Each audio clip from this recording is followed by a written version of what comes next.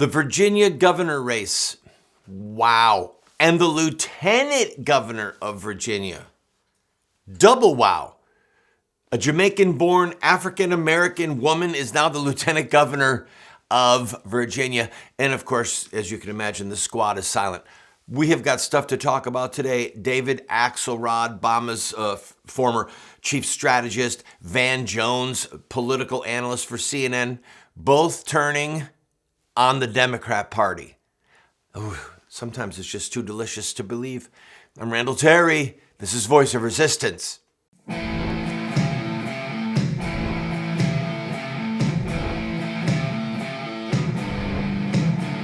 Those who forsake the law praise the wicked.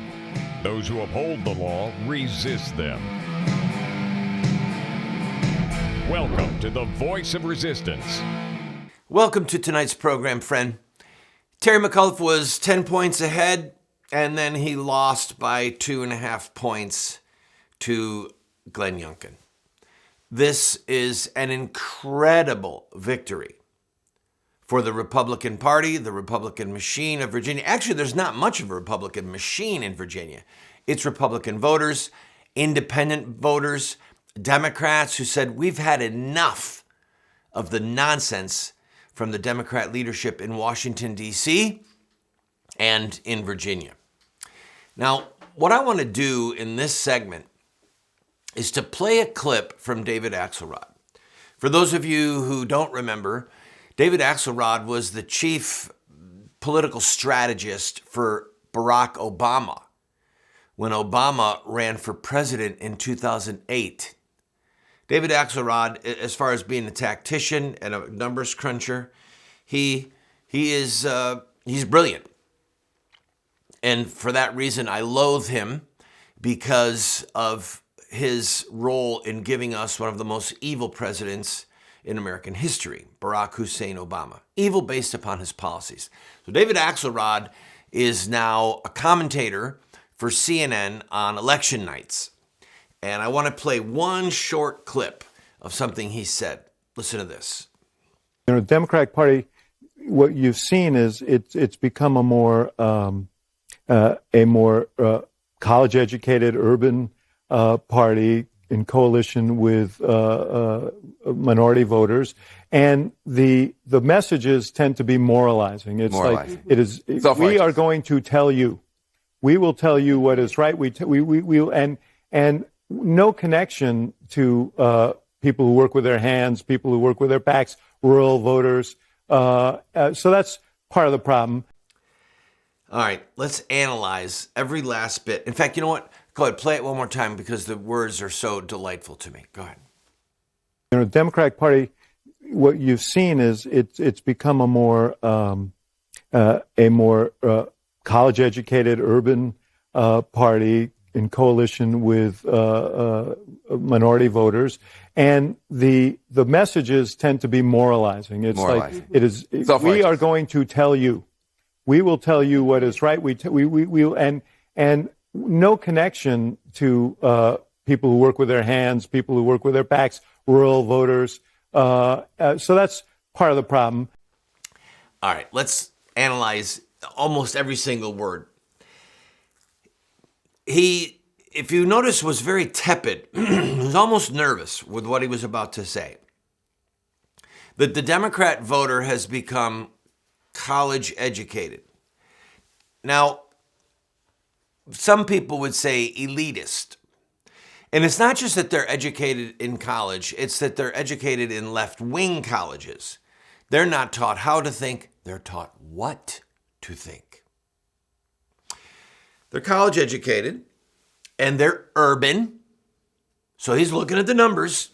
That means Chicago, New York, Los Angeles, Washington, D.C. Big city elites. College educated left-wing snobs who are aligned with minority voters. I'm sorry, but on that one, you have to predominantly read African American voters, because the Hispanic community is not in slavish devotion to the Democrat Party. The Asian American community is not in slavish devotion to the Democrat Party. He understands that without the death grip that the African American community lies under with the Democrat Party would implode. We're going to get to what happened with the Lieutenant Governor of Virginia, which would spell terror to Democrats. So he's talking about they're college-educated Democrat voters, college-educated, they're urban, they are aligned with minority voters, and their messages are moralizing. Now, he did not expand on that, but I'm going to do it for you.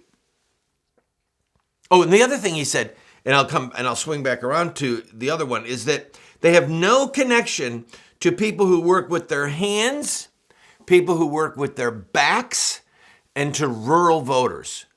That's the disaster. Those two things together, they're moralizing and they don't have a connection to people who work with their hands, laborers, people who work with their backs, farmers, rural voters. All right, let's go to the moralizing. It's almost funny because what he really should have said was immoralizing. The messages are moralizing.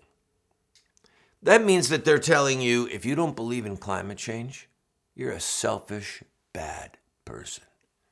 If you don't believe in the transgender agenda, you're a bigot. If you don't believe in critical race theory, you're a racist. That's the messaging, the moralizing that he's talking about. If you don't believe in a woman's right to choose, then you are an oppressor. You're a misogynist. The moralizing of the Democrat Party right now is, I'm going to say it. It's a type of well, I don't want to say fascism. It's ethical fascism. True fascism is a wedding between big government and big business, all right? It's drifted now to mean other things in most people's minds. But we've gotten to the insane, bizarre, evil place that the people who think that they have the moral high ground are actually the most debauched. If you don't believe in homosexual marriage, something's wrong with you. If you don't believe in the right of transgender people to identify as whatever sex they want and to use whatever bathroom they want, there's something wrong with you. You're the mean person. You're the bigot. You're the racist. And some of us are sick and tired of being told that we're the bad guys in this narrative. Some of us have had it. You're a jerk, David Axelrod. Van Jones, we're going to go to Van next. You people are evildoers. Now, maybe David Axelrod is saying hit the brakes, but I don't think so. If he wants the Democrat leadership to hit the brakes, it's because he knows that they can't win with this message. If the Democrats continue to go down this road, their elite, tight jeans, little thin lapels, their little homosexual agenda thing, if they keep going down this path, they are going to alienate the people who work with their hands, the people who work with their backs, the rural voters. And what would really kill them is if the evangelical African American community and the Democrat Catholic community, if those two elements inside of the Democrat Party, which make up the biggest voter bloc, by the way, the biggest voting bloc inside the Democrat Party is the Catholic voting bloc. Next would be the African American voting bloc. If they lose those two parts of the Democrat base because of their moralizing, their elitist bullcrap, then the Democrat Party is done. So they're frantic to hold on to it. So they're going to keep using the dog whistle. If you vote for a Republican, you're a racist. But it's not working anymore in a lot of areas. People smell a rat, and it smells like Joe Biden taking a nap. I'll be right back. In addition to David Axelrod having just a flirtatious moment with the truth, just a flirtatious moment, Van Jones had one as well. Van Jones is a lawyer. He's got a TV show on CNN. He's a left-wing analyst and a left-wing activist. You've seen him before if you ever watched CNN. If David Axelrod had a flirtatious moment with the truth, Van Jones just kind of glanced over and looked at her and turned his eyes away. Didn't want all of his left-wing friends to see him glancing at truth. But listen to what he said, because it's good. I think that the Democrats are coming across in ways that we don't recognize, that are annoying and offensive and seem out of touch in ways that I don't think show up in our feeds when we're looking at our kind of echo chamber. Ooh, I'm sorry. Play it one more time, just for me.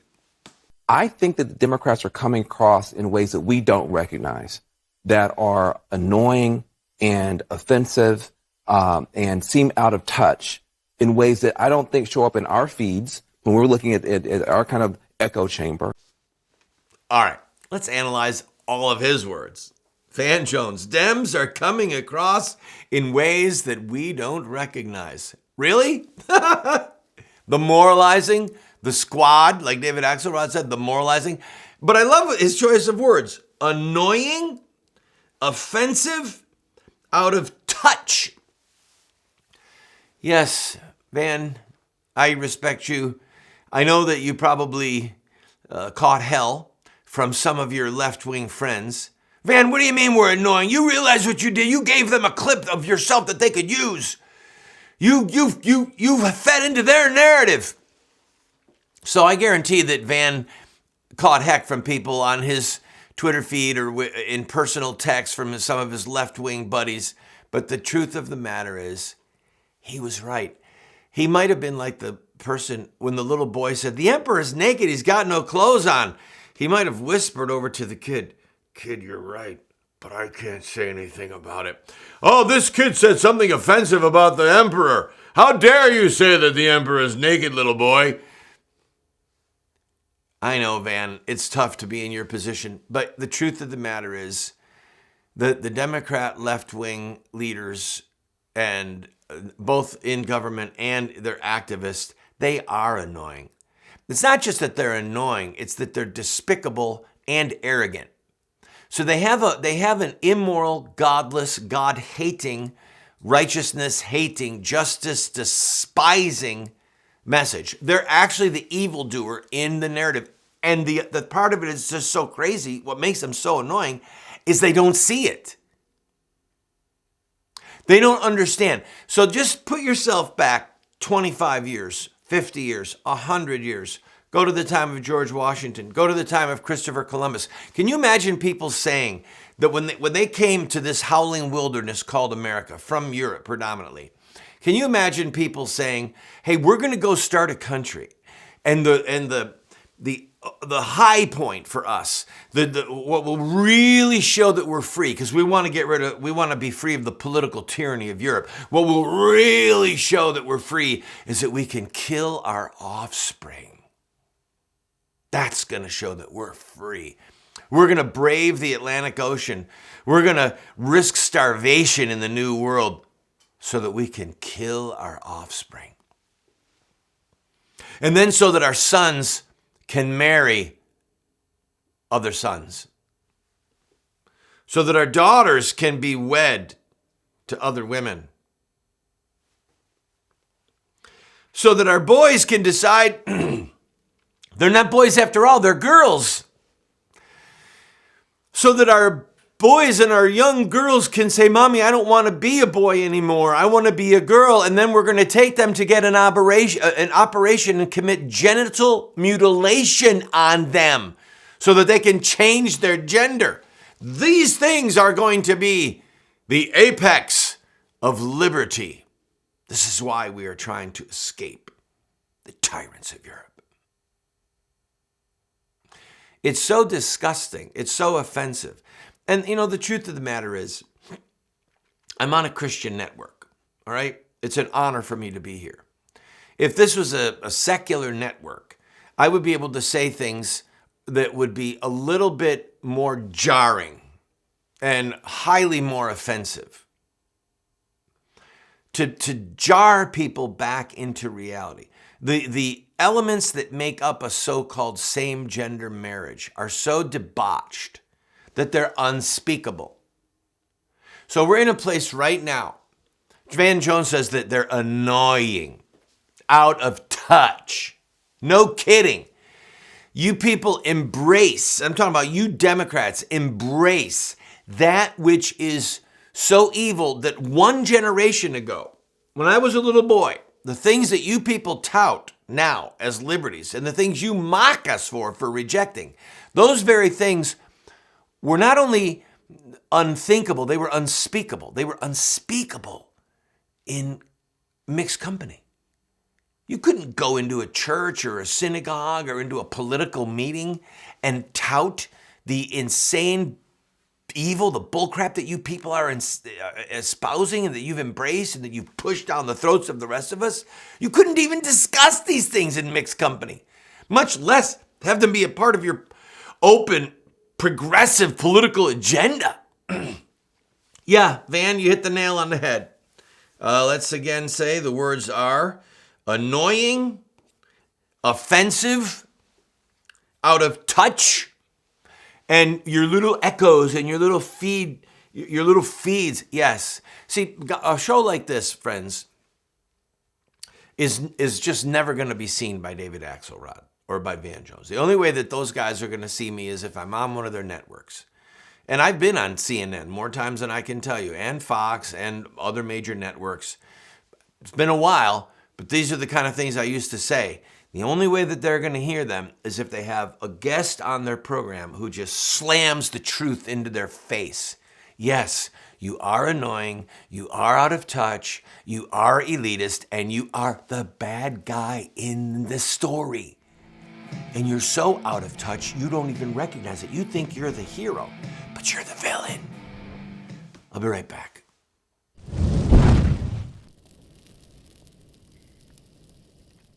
This is too exciting. You are going to see this woman on right-wing media, on Fox News. You're going to hear about her on radio. Winsome Sears. She is a 57-year-old Jamaican-born Marine vet, hardcore Second Amendment supporter, pro-lifer, graduate of Regent University, the school started by Pat Robertson of CNN, or CBN rather, and she's now the lieutenant governor-elect of Virginia. I mean, you know, she can't run for the presidency or for the vice presidency because she was born in Jamaica. So that's not going to happen. But she's going to be around. She is going to be around. She'll serve her term as lieutenant governor. Maybe she'll run for the U.S. And I'm getting ahead of myself. The point is this. She's a nightmare for Van Jones. She's a nightmare for David Axelrod, for the squad. The squad was approached and said, hey, how about a comment on Winsome Sears' victory in West Virginia? You know, women of color, let's all stand together. Nothing. Not a word. Because somebody like her, Winsome Sears, becoming a political figure of Christian ethics, love of country, love of righteousness and justice as defined by the Judeo-Christian framework that this country was founded on. She's a nightmare to the Democrat Party. I could literally see Democrats having nightmares about this woman. So we can rejoice. We will revisit Winnie Sears. I'm sorry, forgive me, Winsome. I'm sure that as a child, people called her Winnie. But what a delight. How exciting this is. I've got to take a break. I'll be right back. Don't go away.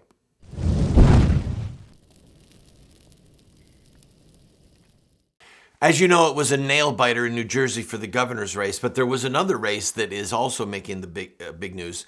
The Senate president of New Jersey's name is Stephen Sweeney. It looks like a truck driver for Raymore and Flanagan. That's a furniture company. His name is Edward Durr, whose whole campaign spent about $10,000, and Mr. Durr spent $153 of his own money. It looks like Edward Durr is unseating the Senate president for the state of New Jersey. This is a massive upset if it turns out to be true.